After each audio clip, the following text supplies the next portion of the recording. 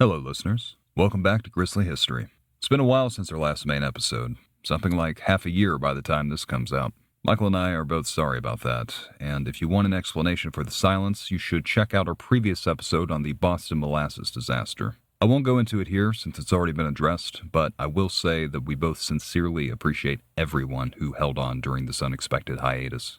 I'll talk a bit about where we are and where we're going at the end of the episode, but for right now, let's talk about something else. Let's talk about why you're here, about that subject that has held us together over these many long months, about all those miseries and mysteries that make for such a compelling story in the grand saga of polar exploration. The ice at the top of the world holds a lot of history.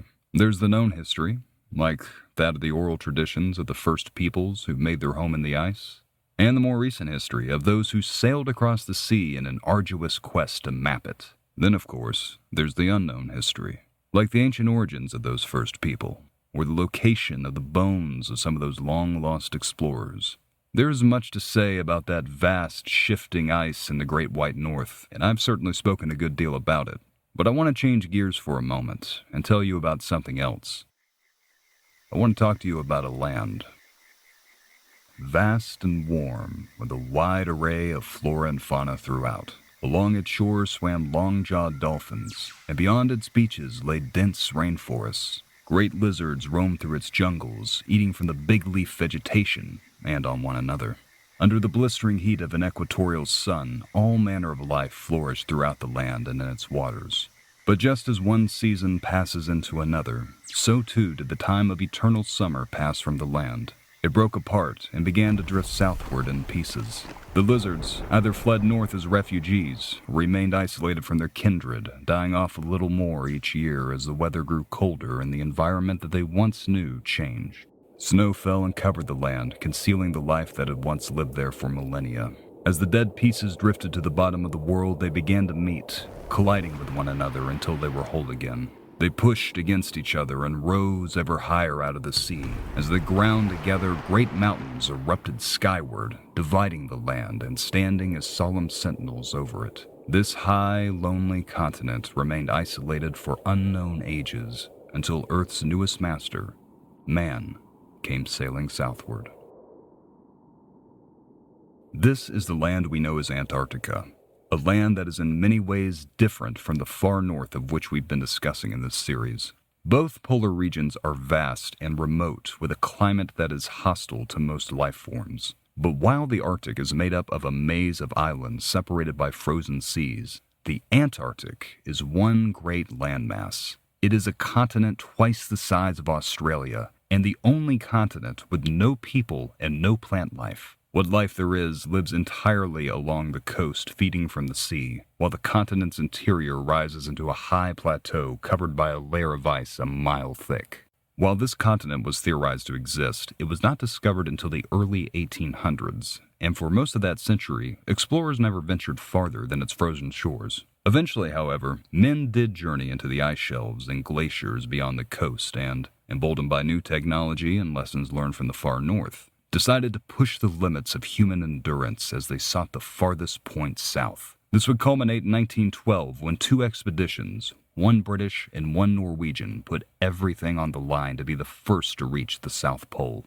Both teams were led by ambitious explorers, Robert Falcon Scott and Roald Amundsen. Our focus will be on Scott, a man who had been to the continent nearly a decade prior and pioneered a new pathway across the great ice shelf. As the years since that expedition passed, Scott looked on anxiously as former teammates broke new ground on his trail and improved upon their methods, getting ever closer to the ultimate prize. Seeing the competition grow increasingly stiffer, Scott ventured once more into the race, personally staked and without the financing of the crown, to secure the honor of Britain by being the first to reach the South Pole. By the time Scott set sail from England in 1910, he received word that Norway's most revered Arctic explorer was on his way to the southern continent as well.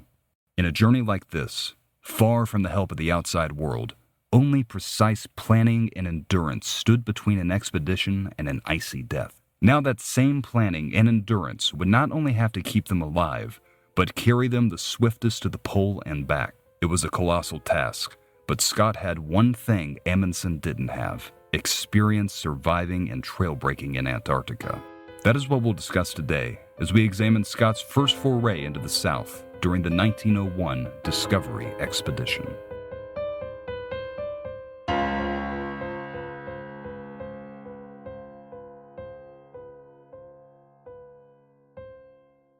But just who was our protagonist, Robert Falcon Scott? Well, Scott came from the southeastern city of Devonport and was born into a family steeped in military tradition. His grandfather and 4 uncles either served in the Army or the Navy, and Scott began his own naval career at the age of 13 in 1881. After graduating from cadet training, he spent the next few years as a midshipman with appointments in South Africa and the West Indies. While in St. Kitts, Scott took to racing small cutters against some of the other sailors and was spied during one such race by Clements Markham. Markham was once a Navy man himself, but by the late 1880s he spent his time as a secretary for the Royal Geographic Society and was at this period seeking out new talent for a polar expedition. Scott impressed him, but he was only 18, so Markham made note of him and continued to monitor his career from afar. In 1888, Scott graduated to sub-lieutenant and spent the next 2 years on HMS Vernon and torpedo school.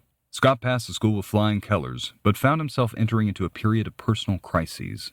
It began in 1894, when his father inherited a family brewery and immediately sold it, putting the proceeds into an investment which just as quickly failed. At 63 years old, he was forced to move his family into another town and take up work as a brewery manager. The work was stressful, and just 3 years later he would die of heart disease, leaving his wife and 2 unmarried daughters without an income. The burden of their care now fell upon Robert Scott and his brother Archie, but in 1898, Archie himself died of typhoid fever. This quick succession of misfortunes left Scott desperate for money and earnestly seeking any opportunity for promotion and extra income. This is where Clements Markham comes back into the picture. In the 13 years after their first encounter, Markham had become the president of the Royal Geographic Society, and he used the presidency to direct expeditions back into frigid waters. As mentioned previously in this series, British interest in the Arctic declined following the disappearance of the Franklin Party and the blunderous years spent searching for it.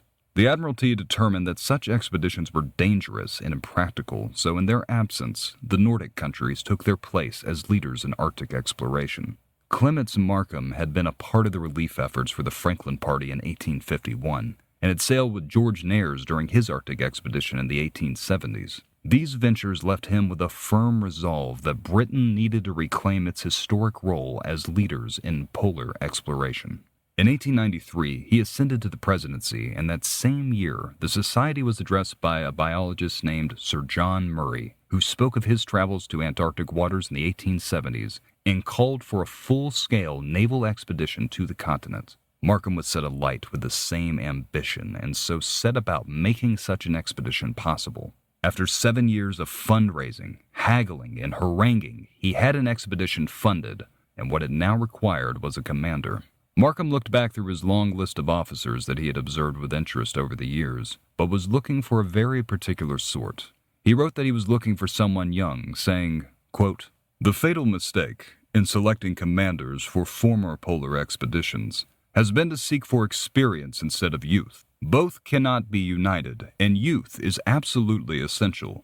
Elderly men are not accessible to new ideas and have not the energy and capacity necessary to meet emergencies. New ideas, novel situations meet with cordial welcome when young men are at the helm." Unquote. Scott was just such a man and was so encouraged to apply.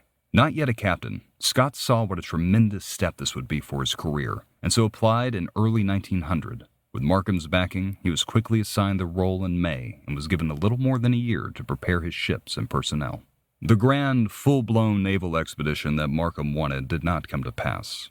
Like the Admiralty, much of the Society's board also saw this mission as quite dangerous. The scope of the expedition was not merely to observe and record matters of biological and geological significance, but to climb glaciers and be the first to mount the plateau and, if at all possible, march all the way to the South Pole. It was incredibly ambitious, but would be taking place outside the control and observation of the Navy, meaning it was up to the patrons to bail the expedition out of any trouble it would get itself into. Nevertheless, the Society petitioned the Crown for funding and were eventually awarded £45,000, a sum that would eventually be matched by the Society's wealthiest donors. This is approximately £8 million in today's money, and with it, the Society hired the Dundee Shipbuilders Company to design and craft a state-of-the-art research vessel specifically for icy sea conditions. What they produced was a 450-horsepower steamship the Society christened Discovery. In addition to Discovery, relief ships were likewise hired to resupply the men periodically through what was expected to be a 2-year venture. The purchase of the Discovery accounted for approximately 60% of the expedition's budget, and to help save money, they sold sponsorships for clothing and foodstuff. Companies like Cadbury, Bird, and Coleman's had posters and other advertisements made up to promote their donations of chocolates, custards, and flowers for the intrepid explorers. As the provisions were secured, Scott looked through hundreds of applications, working diligently to select the right men for the journey. For his second-in-command, he chose seasoned Arctic explorer Albert Armitage and created a crew out of a little more than 20 petty officers that the Royal Navy had given leave to join the journey. Amongst them was future Antarctica titan Ernest Shackleton, a man who would follow and improve upon the trail blazed by this expedition, ultimately leading to Scott seeing him as a competitor. In addition to regular seamen and officers, was a contingent of doctors brought along to conduct zoological and geological studies. Amongst the expedition's doctors, Scott recruited his close personal friend, Dr. Edward Wilson, who would later accompany him on his race to the pole. Altogether, the final crew numbered around 30 men, not including relief vessels. Once most of the hard preparations had been made, Scott took some time to travel to Germany to speak with Norwegian explorer Fridtjof Nansen about his own experiences questing for the North Pole. He said that Nansen had shown him great kindness and patience, answering every question and offering advice. One bit of advice he gave was that there was a need for experienced dog drivers for the sleds. Dog sleds have been used for centuries as the preferred mode of long travel by the Inuit and had been adopted with much success by Nordic explorers. With properly maintained dog teams, expeditioners wouldn't have to risk their lives by exhausting themselves with man-hauling, and Nansen advised taking along a seasoned sledder. Scott was reluctant to take dogs as none of the selected crew had any experience with dog sledding, but on Nansen's advice, he had Armitage order 25 Siberian Huskies. With the majority of the crew and provisions secured, the expedition left the Isle of Wight in early August of 1901.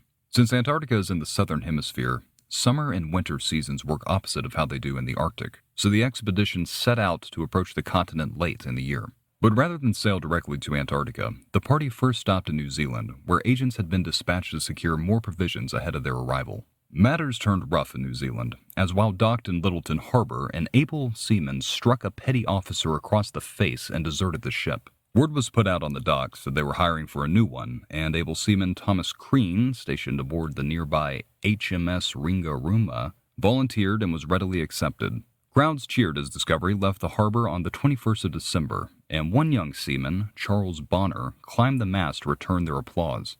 However, somehow, Bonner lost his grip and fell to his death, causing delay and foreboding as his body was transferred off the ship to be buried. Sailing on in the face of this terrible omen, the Discovery set a course for McMurdo Sound along the Ross Ice Shelf. The Great Barrier, as it is also referred to, was discovered by Sir James Ross when he took the Erebus and Terror there on a 4-year mapping expedition of the Antarctic coast in the early 1840s. It is approximately 370 miles long and 500 miles wide, sitting anywhere from 50 to 160 feet above the water's surface. On the far western portion lies McMurdo Sound, the furthest south the ship could sail and safely land at the time. Less than 10% of its beach was not covered by ice, but it was just enough for the crew to establish a base. The Discovery reached the Sound on January 9th of 1902, but before making camp, they spent some time exploring the nearby Bay of Whales.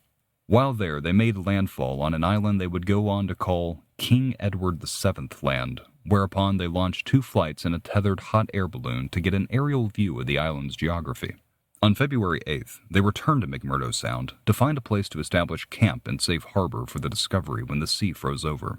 They settled on an island enveloped by the barrier, which they named Ross Island. Along the far western side runs a peninsula that is the closest point to the mainland. It was here that they erected a hut out of Australian lumber and for which they named the place Hut Point. They spent the rest of February offloading supplies and establishing a camp, as winter blew blizzards over the mountains and froze the sea around the Discovery. As they made camp, small teams of men ventured out onto the ice, man-hauling equipment to test the barrier and to see how they might go about blazing a trail across it. The thing about the barrier is that it's not one large smooth block of ice, but a craggy ice-scape marbled with crevasses, sometimes hidden by fresh fallen snow. Near the end of his life, Scott described it a little poetically like this, quote, "The eternal silence of the great white desert, cloudy columns of snowdrift advancing from the south, blotting out one by one the sharp-cut lines of the land. The blizzard, nature's protest, the crevasse, nature's pitfall, the grim trap for the unwary. No hunter could conceal his snare so perfectly. The light-rippled snow bridges give no hint nor sign of the hidden danger, its position unguessable, till man or beast is floundering, clawing, and struggling for foothold on the brink. The vast silence is only broken by the mellow sounds of the marching column." Unquote. Try to imagine what it was like, marching for hours on end with straps around your shoulders, trying to pull in rhythm with the others facing either blinding white glare of the endless snow or through the blurry drifts of a blizzard. It's easy to imagine falling into a kind of exhausted trance, unaware or otherwise unable to see how the snow just ahead of you is laying in an unusual sort of way, and even if you were to notice the canted way it's laying, how quickly would you register the danger and stop marching before you walked over a crevasse? This was the position that one sledge party found themselves in whilst returning to camp in a blizzard. All at once, the sledge leader saw the snow ahead of him give way into a chasm and halted one step shy of the abyss. The other men in harness stopped just as quickly, all except for George Vince, who had taken a break from pulling and thus was not in harness. He registered the danger one step too late and disappeared before the others had time to react. A cross was later erected near Hut Point, where it continues to stand today, a grim reminder of the first human death on the southern continent. As the winter wore on, Scott and his companions began making plans for a push to the south and possibly even the pole that summer. Just where the pole was remained a bit of a mystery, but knowing the continent's diameter, they felt comfortable that it was approximately 700 miles inland from Hut Point. To get to it, they would need to cross over the ice barrier and mount one of the glaciers which forms a plateau leading up to the continent itself, from which it would be a straight shot to the pole. Not everyone would be going to the pole, though. The amount of food necessary to feed 20 men, man-hauling for months on end, was more than they could carry, so instead, they opted to send out teams in relays to cache depots of food and other supplies. When the summer came, the whole group would set out across the barrier, resupplying at these depots and restocking them for their return journey. A portion of the group would turn back at the glacier, while the rest carried supplies up it and onto the plateau. From there, a small number of the group would carry on directly to the pole while the others laid final depots and returned back to the coast. If all went according to plan, then there would be enough supplies at each depot for the men to march from one to the other until they reached Hut Point. Just as important as the food would be the tins of paraffin oil, which not only heated up the food and the men, but was also vital for melting snow. These tins were sealed with a cork bung, which proved to be permeable, a fact only realized after they had started their journey south. As the men worked their way back north, they would come to be met with oil-soaked snow around their supply caches, adding to the desperation of a rapidly approaching winter. But before true winter began in May, the expedition made trial runs with dog sleds, which Scott was, again, reluctant to use as none of the men had any experience managing dog teams. In the brief time that they had to practice with them, the men found it difficult to control the animals. At times, they were wild, restless with boredom, and at other times, they were wholly unmotivated to do any kind of pulling. Because of this, Scott expected the dogs would only be useful for the first leg of the journey, and that the actual push for the pole would have to be accomplished with manpower. From May to August, the men battened down for the winter as the winds wailed outside and air temperatures plunged to as low as negative 60 degrees Fahrenheit. Scientists passed the time in their laboratories, while the working men prepared their supplies for Antarctic summer. In their downtime, a few men began publishing a newspaper called the South Polar Times, edited by Ernest Shackleton, which kept readers up to date on all the latest stories happening around the continent. A few intrepid scientists ventured into a nearby colony of emperor penguins and took a few eggs back to bring with them to England. As winter began to break, more trial runs began, and some parties ventured out to lay preliminary depots. There was a great deal of excitement in the camp as the men prepared to set out and explore Earth's last great frontier. However, in early September, the excitement was stifled as the first signs of scurvy began to appear in some of the men. At this time, vitamins were still undiscovered, so men were uncertain as to what could be causing the illness. However, what was generally agreed upon by the nautical community was that fresh food was the surest way to treat the symptoms. This is what the ship's doctor, Edward Wilson, told Scott, and so he ordered the men to the coast to hunt seals. At first, they found enough blubbery meat to feed everyone 3 times a week, but after finding a small colony of them, they were able to eat seals daily. This evidently did the trick, as near the end of October, the signs of scurvy abated, and the crew was finally ready to set out on the long march south. With the weather hovering right around 0 degrees Fahrenheit, Scott set out with the sledging team across the barrier. A preliminary team went out with 2,100 pounds of food, caching it as far south as 79 degrees south, and on November 15th, they reveled in the glory of having set a new farthest south record. At this point, the supporting party turned back, leaving Scott, Shackleton, Dr. Wilson, and their 19-dog sled team to finish crossing the ice barrier, find a glacier to scale, and cross the frozen desert alone. The sled was heavily laden with supplies, and the men reasoned that they could stretch their food by conserving their energy and letting the dogs do the heavy work. But by November 18th, it was apparent that the dogs, who had started out so strong just 3 weeks before, were growing weak and lethargic. Over the course of the next week, the dogs became so listless that the men began pulling the sled themselves, to give the dogs some rest and to make some kind of meaningful progress. This slowed their progression down so much that they were forced to relay supplies by unloading their sled, pulling a lightened load miles ahead, and then returning to reload everything else back onto the sled and continue to where they had just pulled. As they took to more and more of this heavy exertion, their appetites grew by leaps and bounds, actually alarming them that they may not have enough food to complete the trek to the pole and back.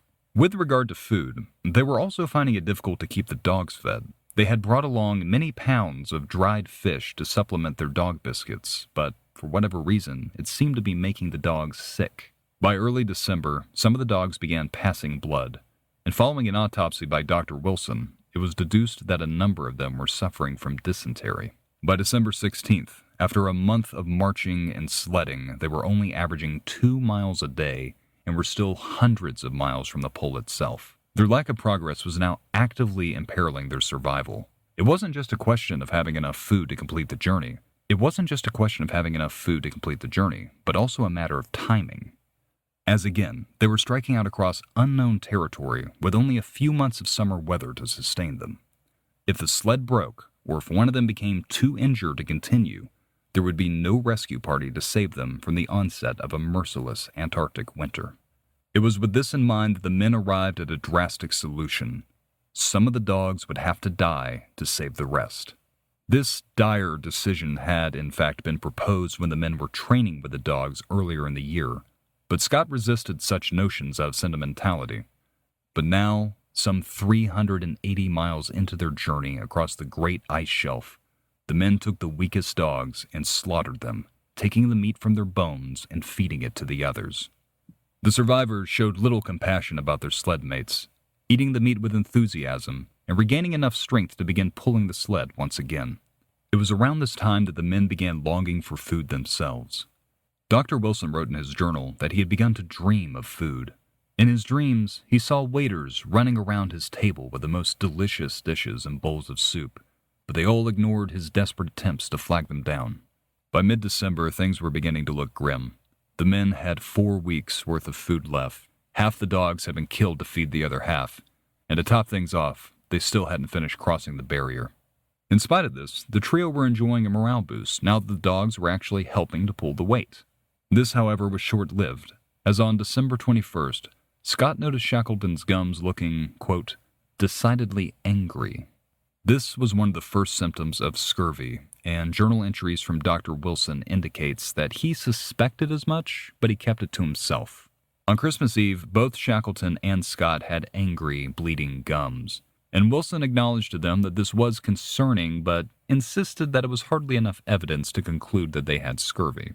As we've discussed previously on the show, scurvy is a rapidly debilitating illness. Limbs swell, skin tears easily, the mind and body becomes lethargic, and by the end, decades-old scars will reopen and bleed freely. In the best of times, aboard a ship, a man with advanced scurvy might be confined to bed rests and given various foods and solutions of citrus juice as the ship's doctors attempt to treat the mysterious disease. But out here, across the icy, crevasse-riddled plains, there would be no such treatment. If one man became too weak to support himself and had to rely on the two other weakening men and dying dogs, it may very well prove to be a death sentence for them all. Keenly aware of this, Scott ordered them to consume more of the seal meat that he had saved from the first outbreak of scurvy 3 months earlier, just in case. In addition to the specter of scurvy, the men were also dealing with another health problem: snow blindness. Do you know about snow blindness? Maybe you do. I'm from Georgia, so the only thing I know about snow blindness is that Black Sabbath song, and that's about cocaine. Traditional snow blindness refers to a condition of intense eye pain caused by looking at bright snowy surfaces.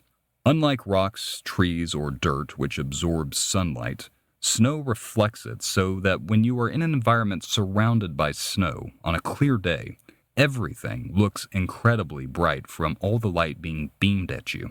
Eventually, if you don't take breaks and you don't wear eye protection, enough of this beamed sunlight will essentially sunburn your corneas.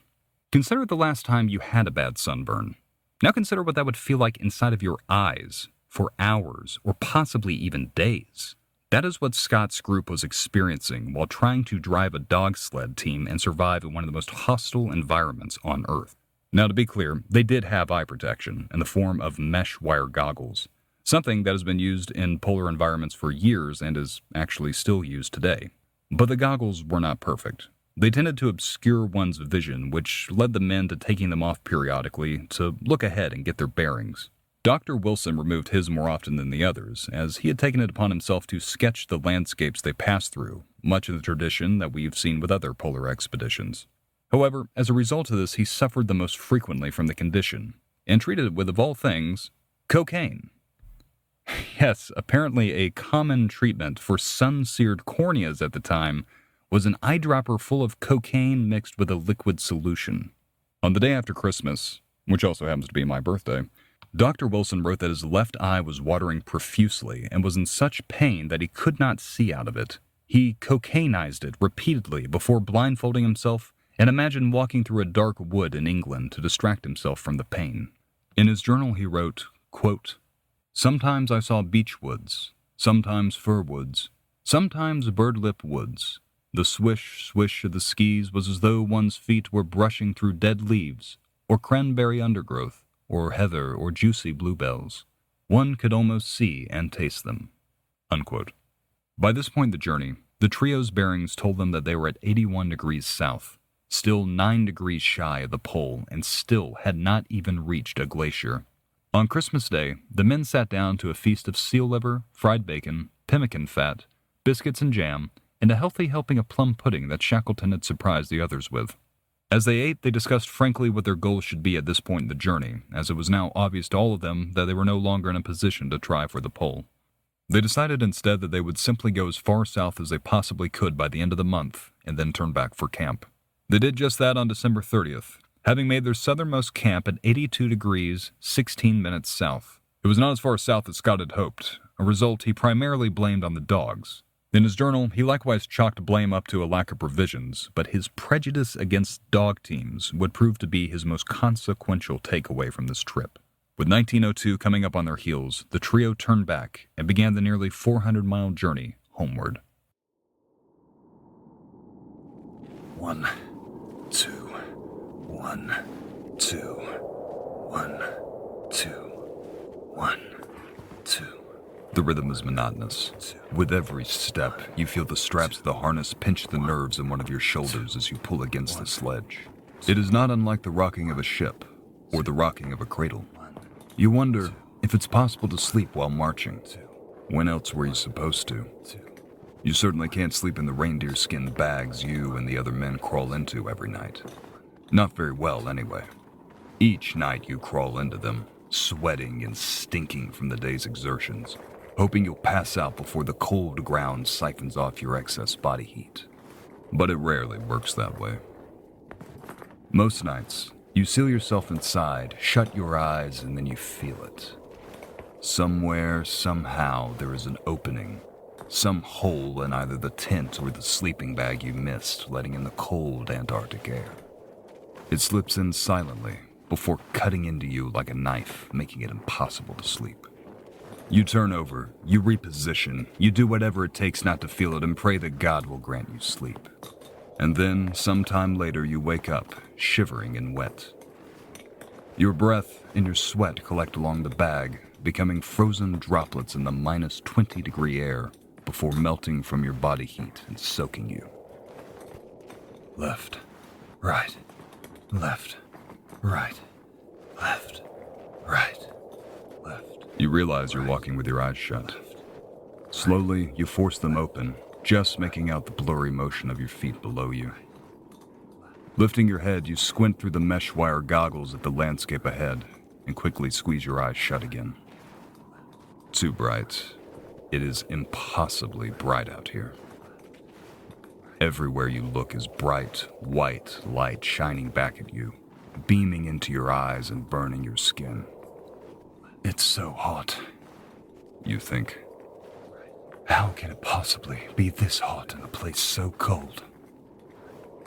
You can feel your blood pumping hard, pounding in your ears and turning your skin scarlet. It's those damn dogs. You bought them and brought them from halfway around the globe just so they can walk behind the sled they're supposed to be pulling. You feel awful for the rotten things. In the hot sun and the dry air, you both hate and mourn the dogs. It's not their fault they can't eat the dried fish you're hauling. It's not their fault that every other day one of them drops dead from a lack of food and heavy pulling.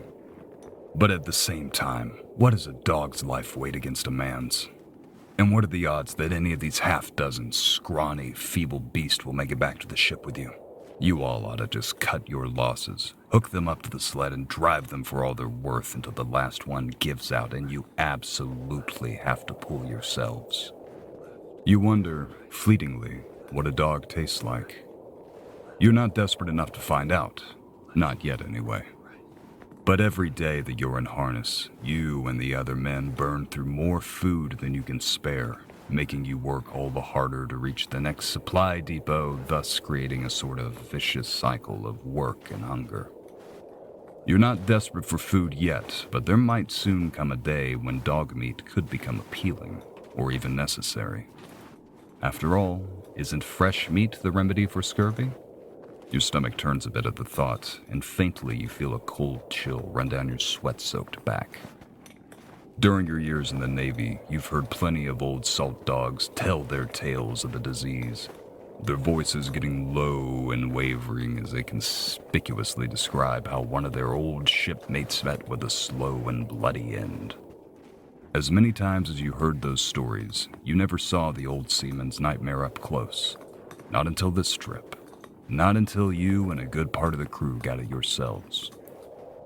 Thank God you caught it early, because the aching and the bleeding was real, just the way the old hand said it started out.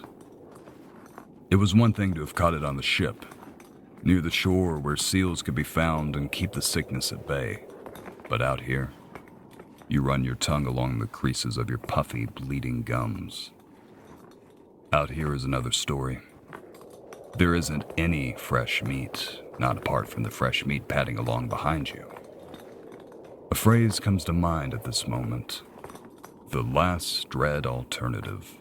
It was the phrase that one of the numerous captains who went searching for the Franklin expedition wrote when he found evidence of cannibalism amongst its last survivors.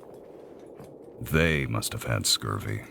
Apart from the starvation, the exhaustion, and the frostbite, they pulled sledges just like these with frozen limbs and bleeding orifices. As disgraceful as it was, you're beginning to find it easier to imagine reaching a last dread alternative in conditions like that. A natural desire for survival driving you towards something wholly unnatural. An absolute low that... Stop! The shout rings out like a gunshot, bringing everything to a sudden halt. Your right foot, which was already mid-step, comes down in front of you, but it doesn't stop. It goes through the snow, along with most of your leg, before you instinctively twist and fall to your left side. As you hit the ground, you turn back and see the snow in front of you disappear into a widening chasm, and you feel yourself sliding into it. You grab blindly at the snow around you and scream, "I'm going in!" The dogs are barking like mad now, and you hear the sounds of your companions crunching up carefully behind you. Paralyzed with fear, you look into the yawning crevasse as it begins to swallow your hips. You stare in horror as you see the deep blue ice walls give way to an unfathomably black pit. As your mind grapples with the terror before you, you feel two strong arms hook under your shoulders and hoist you back. Your mates pull you over the lip, hit the sledge, and force themselves to both push it back while still pulling you. After an eternity, they stop pulling, and you hear them fall back against the sledge to catch their breaths. You hear one of them turn around and silence the still barking dogs. Shut up, shut up, shut up! You find it impossible to take your eyes off the pit. 20 seconds ago and you were in it. Without your companions, all you would be is another cross on Hut Point. A hard shake on your shoulder snaps you out of it. You're all right, but bloody well pay attention next time. Thank you. Thank you both ever so much. Of course. You close your eyes again. You feel the sledge at your back, the throbbing in your shoulders and chest, and the cold snow under you. In quick succession, you thank God for the harness, the snow, the dogs, the men, and most importantly, for your life. Well, gentlemen, I suppose we'll just have to find another way around. Come on now. You hear the others getting to their feet. You know you need to get moving, but before you do, you curl your fingers around some of the snow below you and ball it between your fists as you gaze back into the pit. I'm still here. You think. I'm still here. The dogs are fed, the sled is turned, and the march begins again. The rhythm is monotonous, but your eyes are wide open, and your mind is focused on the steps ahead. 2, 1, 2, 1, 2, 1, 2, 1. As the expeditioners turned back north, they attempted to make a wider return, veering off towards some mountains that they had seen much of on their journey south. However, they were eventually forced to abandon these plans when they reached a great chasm on the coast, too large for them to cross or go around. Along the way, they had increasingly frequent encounters with crevasses. Dr. Wilson wrote in his diary that they never unroped the entire time, even while resting, due to how often one of them would fall into a crevasse. No doubt the death of George Vance stayed fresh in their minds as they gazed into the bluish depths and found themselves suddenly falling into it, saved only by the sudden jerk of a rope and the quick pulling of their comrades. Taking care to avoid these death traps, the men worked back towards their original course. The game now was strictly one of survival. The prospects of new scientific objectives and record-setting feats were set aside as the group focused solely on reaching their next cache. But this was becoming increasingly difficult. By the 3rd of January, the group was a little less than 50 miles from their next depot and had less than a week's worth of food left. Only 7 of the original 19 dogs they'd set out with remained, a number that dwindled to 4 by January 9th. Every other day, another dog would die, slowing their progress and plunging the men's morale. Famished and on the brink of exhaustion, the expeditioners finally reached the depot on the 13th. The depot proved to be a mixed blessing. On the one hand, they now had enough food to last them for 3 weeks, but on the other, they found the much-needed paraffin oil half empty and leaking.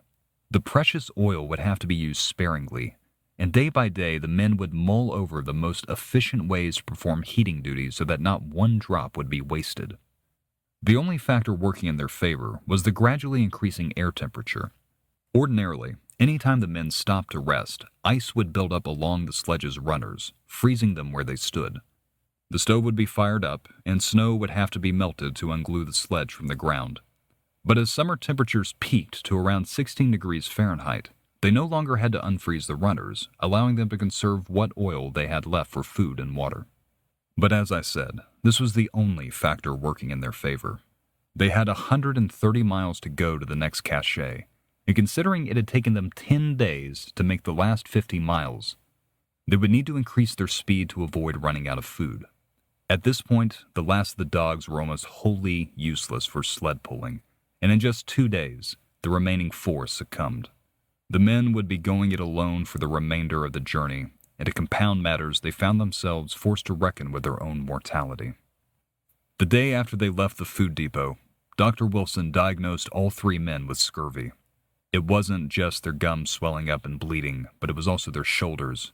The sledge harnesses had left them with awful aching pressure and was rubbing the skin raw.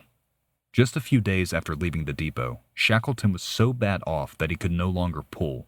Coughing and spitting blood, he marched alongside the sled. In desperation, the trio ate the last of the seal meat, praying that it would tamp down the worst of the symptoms just long enough for them to make it back to Hut Point. As January wore on, Antarctic autumn began, bringing with it overcast skies and dipping temperatures.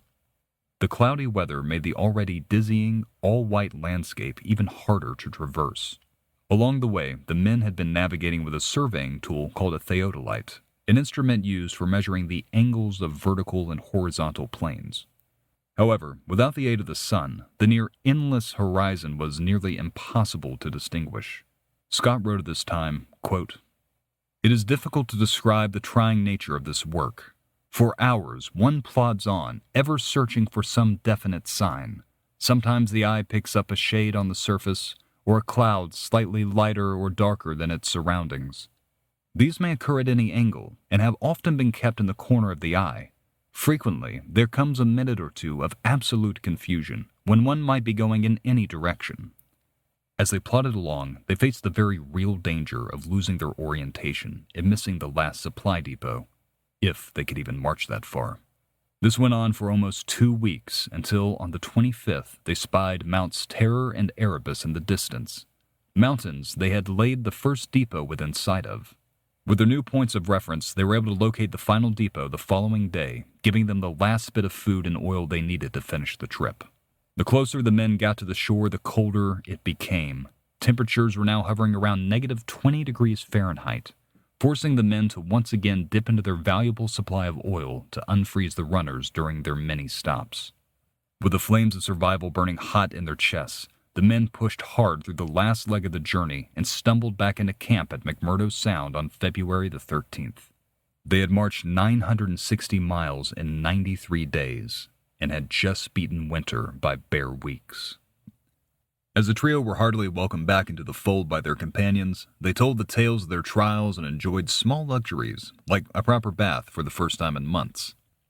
Gradually their scurvy abated, as they took time to recuperate and let the vitamin-rich seal meat do its work. As they recovered, they were greeted by a relief ship, the Morning, bringing with it additional food, survival gear, and mail. Amongst the letters from home, from doting relatives and friends, was a secret letter from Clements Markham to Scott.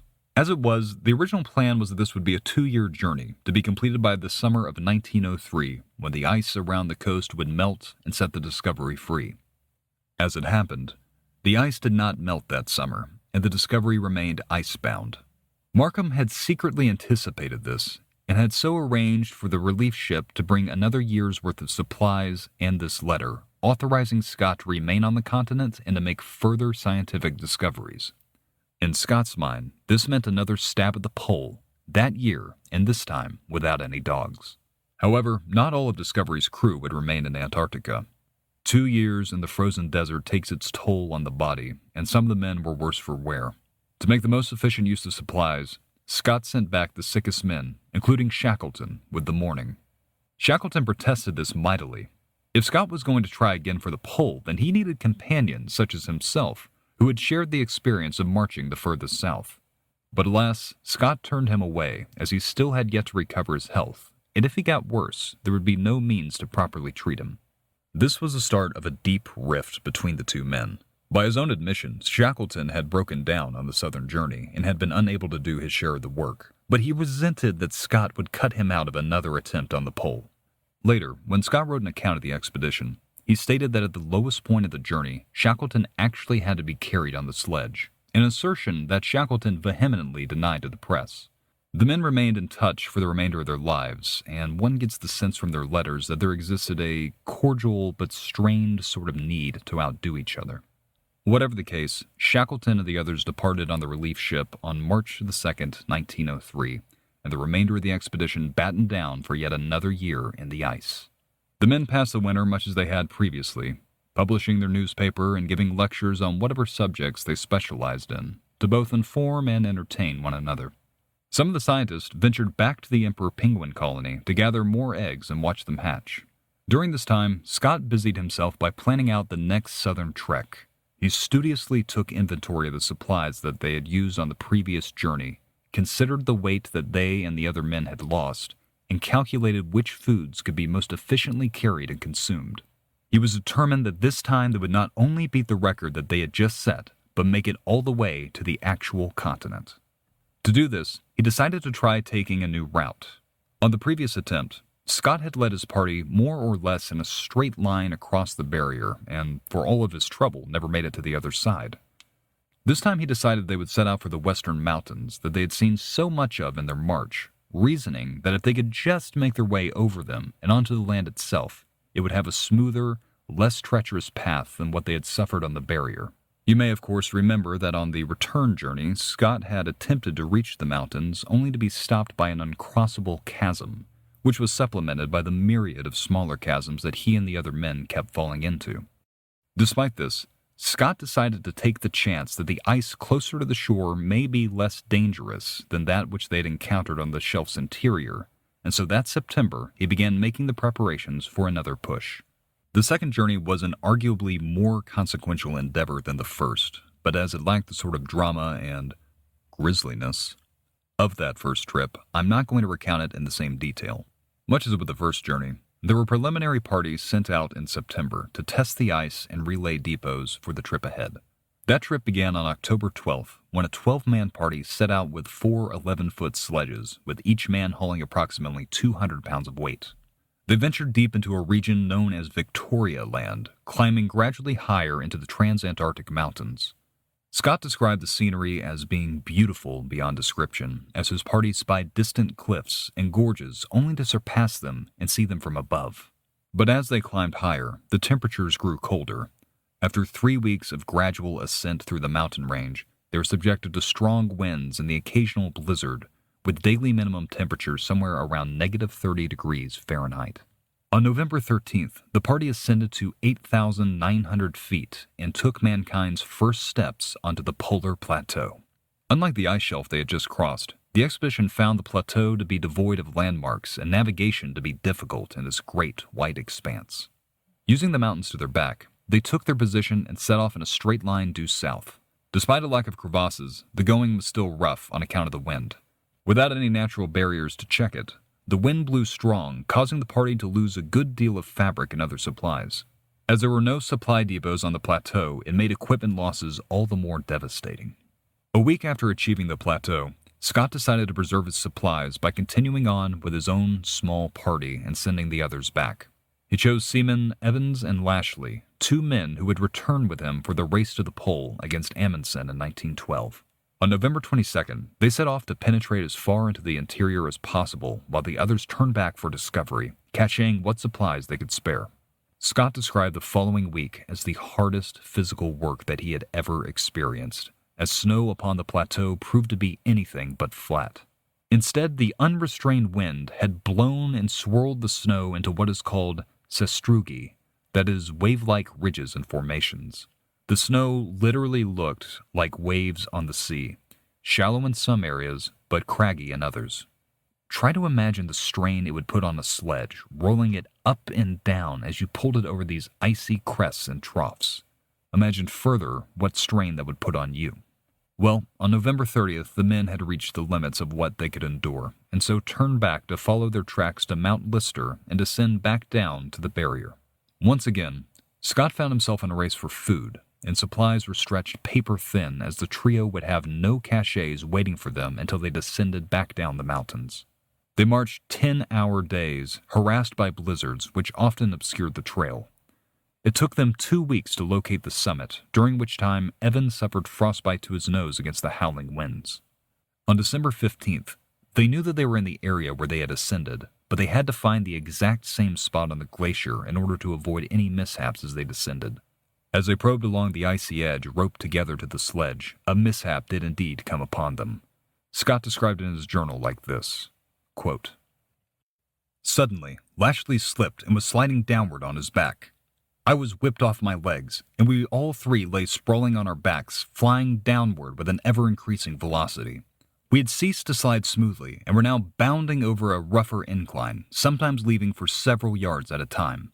At length we gave a huge leap in the air, and traveled with such velocity that I had not time to think before we came down with tremendous force on a gradual incline of rough, hard, windswept snow. In another moment I could thank heaven that no limbs were broken.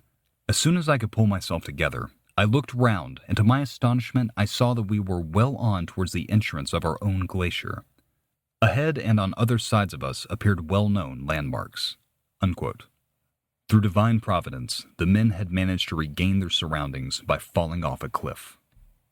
From here, the return trip played out much as the previous one had, with the trio forcing themselves from depot to depot, just one step ahead of exhaustion.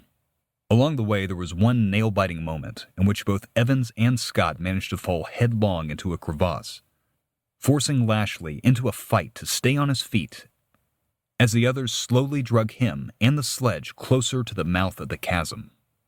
Using that superhuman strength that only a good rush of adrenaline can supply, he dug his feet into the ice and pulled both men back to the crevasse's edge, where they were able to grab a hold and climb back up. On Christmas Eve of 1903, the three men crossed back into camp, having marched more than 1,000 miles in 81 days and broken the first trail onto the Antarctic continent.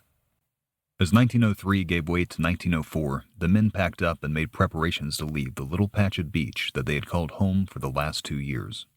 Scott, Evans, and Lashley largely took this time to recover, as scurvy had once again raised its nasty head, leaving the men with bleeding gums and swollen ankles. On January 5th, 2 relief ships, the Morning and the Terra Nova, came sailing into the harbor, bringing food and medical supplies, and prepared to sail the men home should the Discovery still be ice-locked. As it was, the Discovery was still frozen in place where it had been for the last 2 years. There was only so long the relief ships could remain safely docked before ice conditions would force them to leave, and Scott was determined to use every minute of that time working to free the Discovery. Again, 60% of the expedition's budget had been spent on the ship, so leaving it in the ice would represent a colossal loss of not only money, but in confidence in Scott himself. With 20 miles of ice between the Discovery and open water, he ordered the men onto the ice with 18-foot saws to hack a path to freedom. The men worked hard, but progress was slow. They managed approximately 150 yards a day. At that rate, it would take more than half a year to clear the ice, and they had only a month and a half to do it. Seeing the futility in this, Scott ordered dynamite charges to be laid in the ice, and detonations were made on February the 5th and 6th. Once again, though, this failed to clear a path to open water. Reluctantly, Scott made preparations to abandon the ship on February the 10th, and the crew began to unload supplies and pack them onto sledges to be hauled over the ice and onto the relief ships. However, on February 14th, the work was halted as there were signs that the ice was beginning to break up. And then on the 17th, a full-force gale hit the coast, tossing the ships around for hours and finally knocking the pack ice loose. After 2 years, the Discovery once more unfurled its sails and took to the sea. On September 10th, the Discovery expedition sailed back to England for fanfare and celebration on the docks. As usual, the returning men became national celebrities, authoring books and giving interviews about their time on the coldest continent. As was the custom, a number of men received promotions, and Scott himself finally ascended to the rank of captain. However, not all celebrated the crew's feats and trials. There were many in the scientific community who were already skeptical of the expedition's goals before they embarked, but now roundly criticized them upon their return. In the prestigious magazine Nature, a man who had contended against Scott for command of the venture levied an attack against him that the expedition's lack of new discovery pickup. In the prestigious magazine Nature, a man who had contended against Scott for command of the venture levied an attack against the expedition's lack of new discoveries. He wrote that it was most lamentable that they had not spent more time observing the continent's fauna, choosing instead to focus on setting records. This was really the crux of most of the academic community's disapproval of the expedition. In 2.5 years, the expedition had done little to advance understanding about the continent's ecosystem, and had only really succeeded in breaking new records during their marches south. Again, the question had to be asked, was this a good use of British lives and resources? For Scott's part, he took these criticisms quite personally, though not without some reflection. He resolved that he would go south again, and when he did, he would put a greater focus on collecting data from across as many scientific disciplines as possible. In the years just after the Discovery expedition, Scott went on to meet with royalty and dignitaries across Europe. He returned to naval service, commanding a state-of-the-art Duncan-class battleship patrolling with the Atlantic Fleet. Having entered into the higher echelons of Edwardian society, Scott encountered a number of popular socialites of that day. In between voyages at sea, he competed for the hand of a sculptor named Kathleen Bruce against dramatist and novelist suitors, eventually winning her hand and marrying her in 1908. Despite the distractions associated with commanding a prestigious ship in London high society, Scott watched Antarctic developments with a keen eye.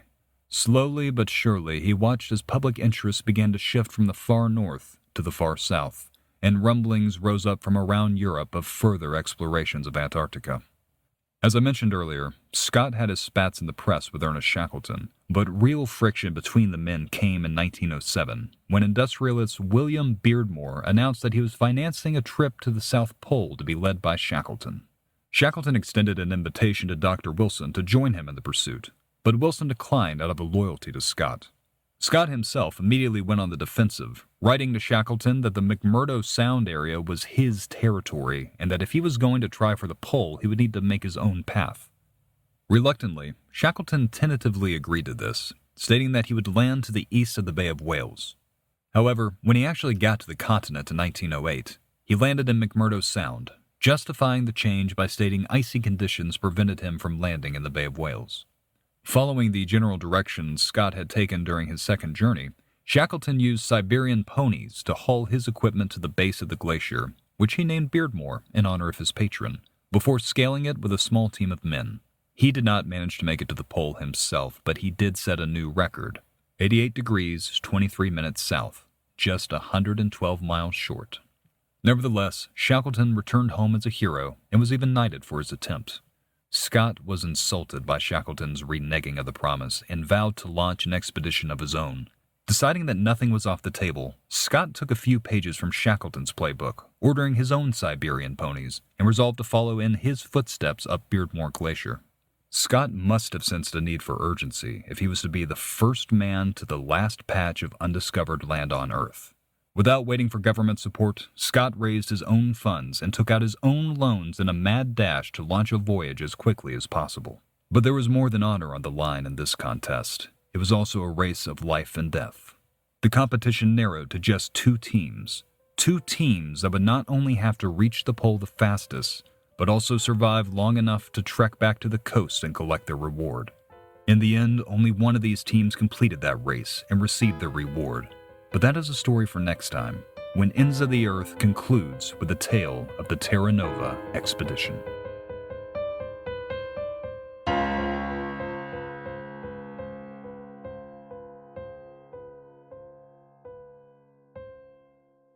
Well, everyone, I hope you're as excited to conclude this saga as I am. As I alluded to previously, Michael and I didn't think it would take this long to tell this story, but alas, we both had a few things to learn about podcasting. Michael and I are retooling how we're going to be doing Grisly History. We're looking at new formats and new ways to get the work done efficiently and, perhaps most importantly, sustainably. It's going to take some time, and we're going to be on hiatus again after our last Ends of the Earth episode, but we are going to do our best to keep you all in the loop. As things stand now, our goal is to get the next episode out, as well as a retrospective on the series as a whole before the end of the year. I'm sorry I can't be any more precise than that, but we are both sort of going through personal and professional changes that are currently preventing us from turning these out consistently. All I can say for sure is that we have not stopped working on the show, and we are going to push through to finish this series as swiftly as we can. Thank you to everyone who has stayed subscribed during our slowdown, and to everyone new, thank you as well. In case you don't know, we are on most major social media platforms, including Facebook, Instagram, Twitter, and TikTok. So feel free to follow us there for all the latest updates on the show, as well as some short-form video content. You know, one reason we started this podcast was to start conversation, so whether you like our episodes or you think we got them all wrong, maybe drop us a line sometime. We love getting messages from our listeners, and we want to improve what we do, so hey, don't be shy. In the meantime, stay tuned. Don't you dare Google who won this race as we prepare to wrap up Ends of the Earth. See you next time.